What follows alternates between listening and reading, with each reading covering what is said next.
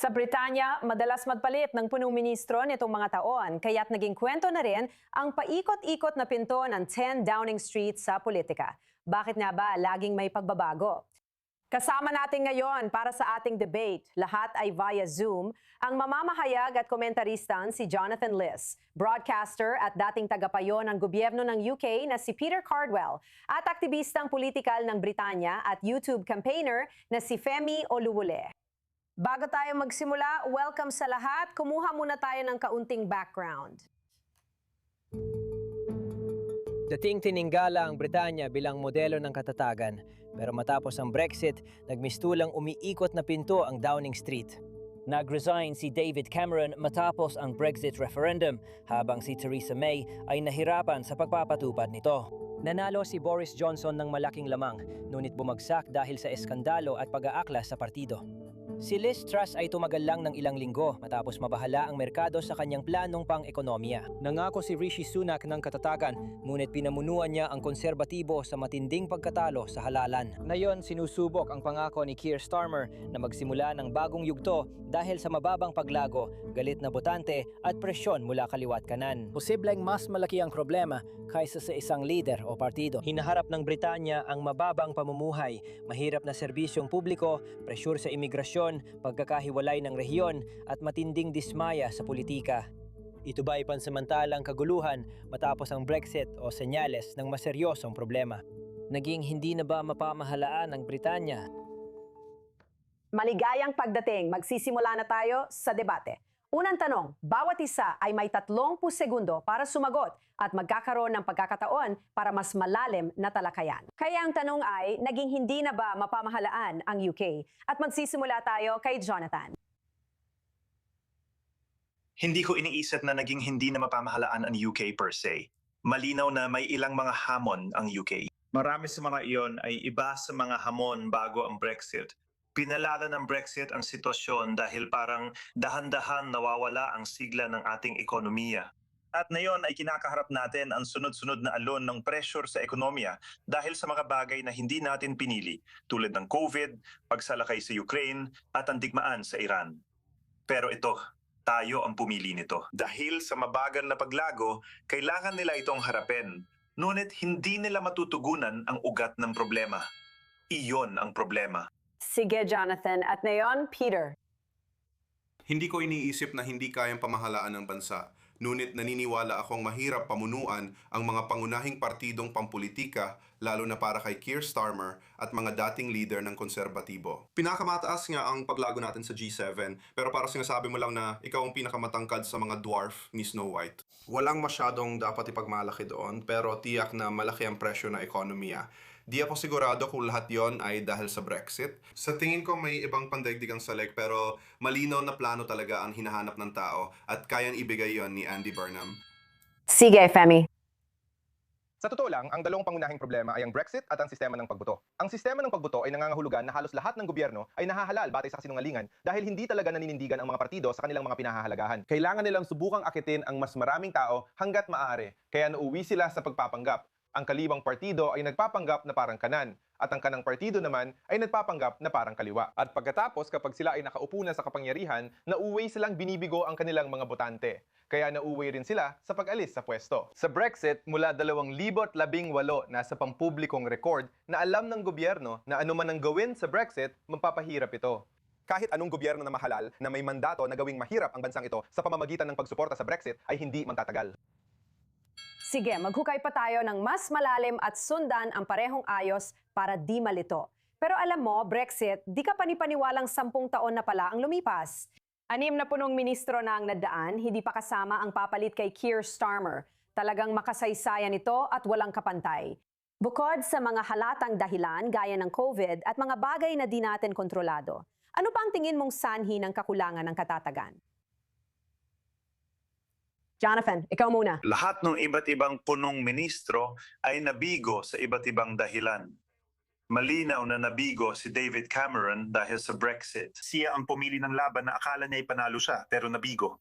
Pati si Theresa May na sumunod sa kanya, nabigo rin dahil sa Brexit. Malinaw na nabigo si Johnson dahil sa kanyang personalidad at mga depekto nito. At ganoon din si Truss sa parehong dahilan. Pagkatapos, si Sunak naman ay hindi rin nanalo dahil paluna na talaga ang Conservative Party noon. Pagkatapos, si Starmer ay nabigo dahil walang plano at hindi alam ang ginagawa niya.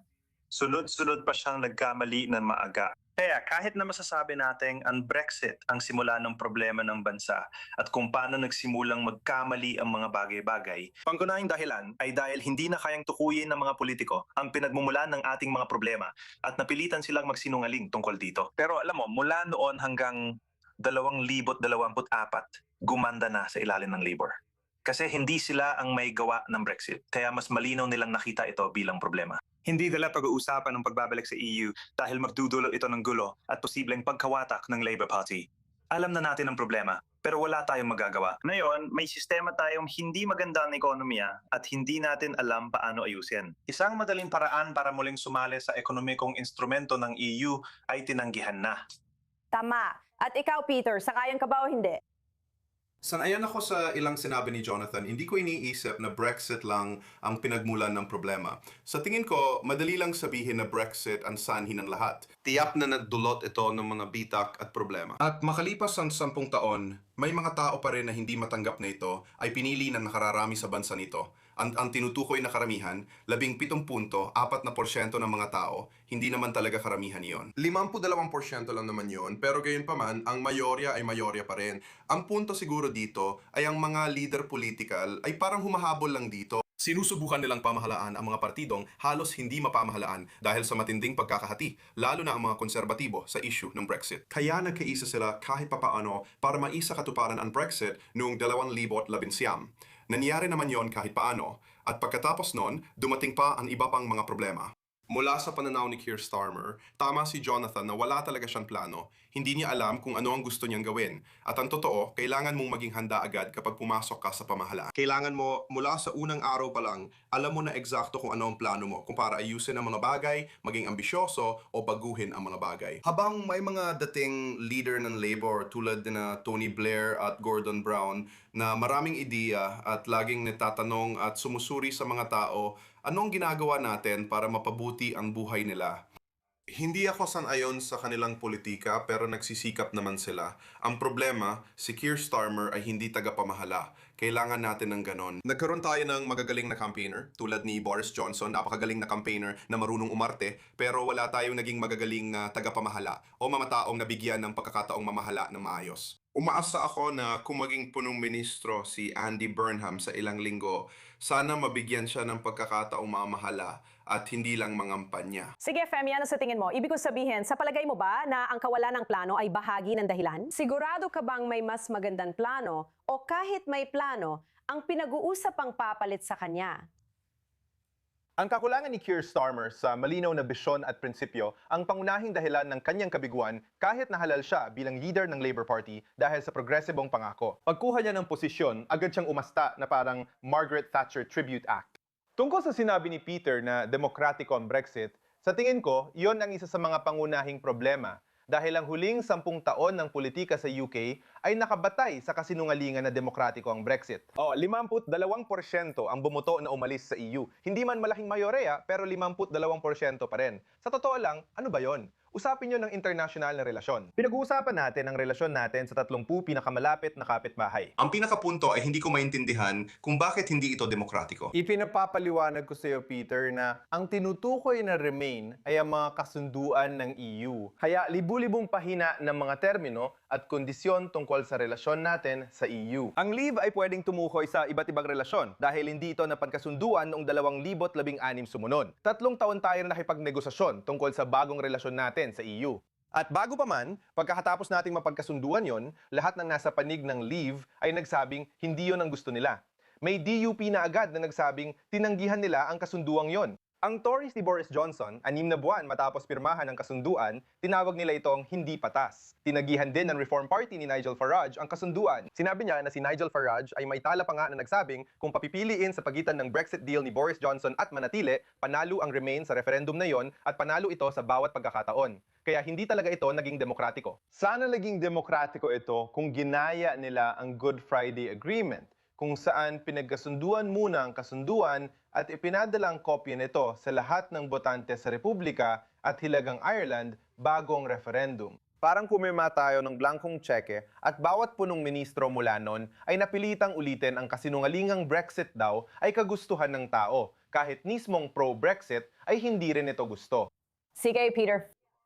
Hindi ko sa tingin na tama ang paghahambing sa Belfast Agreement dahil napakaraming karagdagan negosasyon ang nangyari pagkatapos noon at maraming bagay ang naayos pa matapos yon pagdating sa Belfast Agreement sa loob ng halos 25 taon. Kaya hindi ko talaga nakikita na tama ang paghahambing. Ang totoo, tinanong lang ang mga tao kung aalis o mananatili.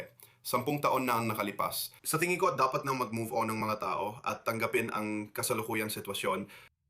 At nasa isang sitwasyon tayo, sa tingin ko, Kung saan kailangan nating, alam mo, tingnan mo, hindi mo nakikita ang ginawa mo. Nagbigay ako ng luhikal na argumento kung bakit hindi ito demokratiko at ang sagot mo ay mag-move on na lang. Ito ang problema. Ang sagot ko ay, pwede mong magkaroon ng kaluban ng mga tao. kung papayagan mo lang ako, sandali, Sandali. Gusto muna naming marinig si Jonathan at pagkatapos ay ayos na. Sige, oo. Naiintindihan ko ang mga argumento ninyo. Kilala ko kayong dalawa at alam ko magagaling kayong debater. Nakikita ko rin kung saan tayo nanggagaling. Ang tingin ko mahalaga sa debating ito ay ginamit ni Farage ang linyang hindi ko Brexit yon para makalusot. Madalas akong tanungin, lalo na sa labas ng Britanya, paano naging posible na ang taong responsable sa Brexit ay sobrang hindi popular sa Britanya? Huwag nating kalimutan, ang karamihan ng mga tao, malinaw na karamihan, higit pa sa 50% ay boboto para muling sumali sa EU, na tanging ang Labour Party lang ang pinag-uusapan. Kaya talagang hindi ito popular. Lahat ay nagsisisi, parang karamihan ay nagsisisi. Gayunpaman si Nigel Farage na pangunahing responsable dito ay may tsansang maging punong ministro. At ito ay dahil sa sinabi ni Femi na nakalusot siya at nakaiwas sa responsibilidad dahil walang tunay na Brexit. Lahat ay pagtataksil. Sa tingin ko, ito din ay konektado sa isa pang dahilan kung bakit di na mapamahalaan ang Britanya na yon, kaugnay ng Brexit at right-wing media. Pagkatapos ng Brexit, nagkaroon ng cultural na pagsabog sa British media. Dati, kahit ang makatwirang pahayagan tulad ng Telegraph na hindi ko kadalasang sinasang-ayunan pero seryoso, na yon ay naging hysterical na rin. Wala nang ibang salita dito. Naging hysterical sila. Parang nahawa sa ideya na dapat ipatupad ang Brexit kahit ano pa mangyari at kailangan itong mahalin ng lahat. Sa lahat, may pagtataksil sa bawat sulok. Naging paranoid ang mga pahayagan ito. Sobrang paranoid ng media. Lahat ng sulok may traidor. Ang Daily Mail ay tumutukoy sa mga kaaway ng bayan, habang ang The Sun sa mga traidor. Madalas na ngayon marinig ang traidor sa diskurso ng Britanya, di tulad dati. Ngayon, natapos na ang Brexit at lumipat si Farage sa issue ng imigrasyon na ngayon ay tinututukan din ng right-wing media sa parehong paraan. Seryosong issue talaga ang imigrasyon at pagtawid ng maliliit na bangka. Pero kung sasundan mo ang right-wing media, parang pinakamalaking crisis daw ito sa Britain na parang may pagsalakay gaya ng 1,940 S. Sinamantala rin ito ni Farage at ng kanyang grupo. Isa pang dahilan ng kabiguan ni Starmer at Sunak ay hindi nila napasaya ang right-wing media na matagal na silang gustong pabagsakin. Sige, Peter. Sangayon ako sa ilan dyan. Sa tingin ko, may pananagutan ang right at left-wing media sa hysteria, lalo na sa marami rin tayong media. Pasensya na? Sana may left-wing na leader sa bansa natin. Marami tayong left-wing na media, gaya ng BBC, The Guardian at Canary. Iba't ibang bahagi ng media natin ay left-wing. Ipinapahayag ko ang pananaw ng left-wing at naniniwala akong may pluralidad sa media. Sang-ayon ako kay Jonathan na maraming tao ang nawalan ng katinuan dahil sa Brexit at naging sobrang hysterical sa magkabilang panig ng argumento. Sa palagay ko, kailangan natin ng malamig at kalmadong pag-iisip. Sana makuha natin ito kay Andy Burnham o sinumang papalit sa kanya. Gusto kong malaman bakit gusto ng tao pumasok sa politika. Parang walang natatapos na makakapampasaya sa lahat. Lagi nating nakikita ito. Yan ang ganda ng demokrasya. Alam ko, pero nasa iyong. Tanza. Pasensya na. Pasensya na, oo nga, totoo yan. Itong ideya na nababaliw ang mga tao dahil sa Brexit at nagiging hysterical. Sa ngayon, may 13 milyong tao na nasa kahirapan.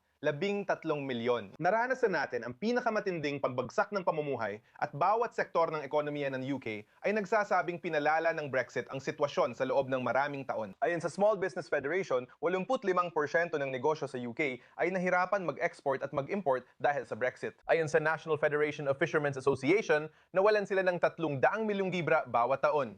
Sabi ng Nuffield Trust, sinisira ng Brexit ang NHS. Ayon sa SMMT, lalong nahihirapan ng industriya ng kotse. Ayon sa Bangko ng Inglaterra, bawat pamilya ay ginagastusan ng 1,000 libra kada taon. Malawakang pagdurusa ng tao ang pinag-uusapan dito. Kapag sinasabi ng mga Brexiteer na project fear lang o hysterical ka lang, tinatawanan nila ang kahirapan. Tama, kinuwenta ng Surrey University na 1,500 katao. Una sa lahat, hindi ako taga-suporta ng Brexit. Una sa lahat, hindi ako taga-suporta ng Brexit. Pasensya na, pasensya na, pasensya na, pasensya na. Hindi ko magagawa. Hindi totoo ang sinasabi mo. Hindi talaga totoo. Sa pagtatanggol mo sa Brexit, tagapagtanggol ka ng Brexit. Sinusuportahan mo ang Brexit. Hindi ako natatakot sabihin 'yon. Bumuto ako manatili, Femi, at hindi mo ginawa at alam mo yan. Tama yun.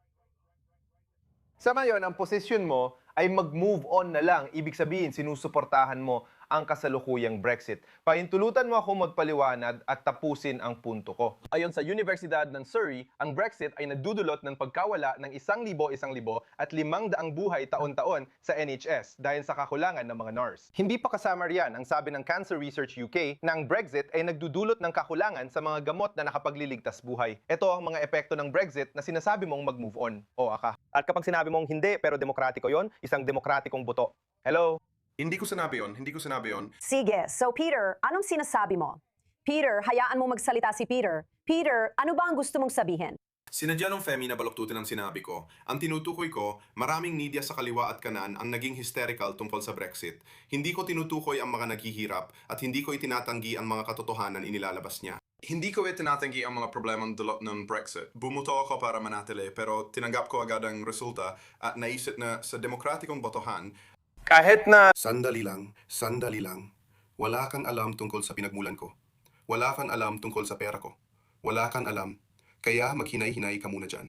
Ang punto ay, ang totoo niyan, marami pa ring tao na hindi pa nakaka-move on dito.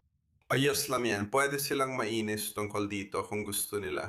Ang ganda ng demokrasya dahil pwede kang magdesisyon kahit tuto lang iba at kailangan nilang tanggapin ang mga resulta kahit hindi maganda ang kalabasan. Hindi, marami akong gustong baguhin dito. Sa tingin ko, parehong konserbatibo at labor may magagawa para gumanda ang sitwasyon.